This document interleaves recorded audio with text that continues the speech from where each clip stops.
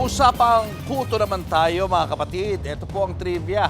Alam niyo bang hindi totoong magkakakuto ka porket nagbababad ka sa araw? Kung ganoon pala, paano nahahawa niyan at paano ito maiiwasan? Alamin sa Frontline Report ni JC Cosico. Araw-araw sinusuyod ni Jenny Clemencio ang buhok ng 3 taong gulang niyang anak na si Akira dahil Dami mong kuto. hala, sige, teres pa. Daming kuto eh.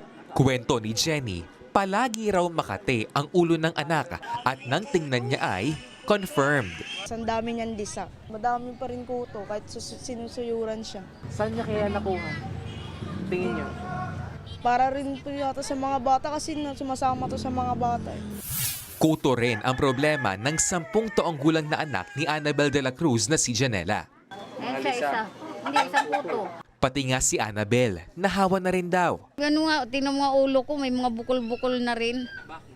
Dahil sa kuto, sobrang kati talaga. Alam mo yung surot. Ayun, ganun, parang ganun kakati.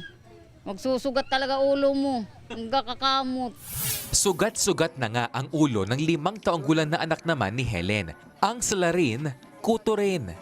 Abang natutulog siya, kamot siya ng kamot sa ulo niya, hindi siya mapakali, hindi siya makatulog, ano kasi kakakamot ng ulo niya. Ang kuto ay isang maliit na insekto na naninirahan sa buhok at anit ng isang tao. Nangingitlog at sumisipsip ito ng dugo sa anit kaya nangangate. Naipapasa ang kuto kapag katabi mo matulog o di kaya kapag naghihiraman ng gamit gaya ng tuwalya, suklay at sombrero. Pero totoo bang nakukuha ang kuto kapag nagbababad sa initan? Hindi po yun totoo. Although, gustong-gusto ng mga kuto na tumira doon sa mainit tapos moist na environment. So perfect dyan yung scalp.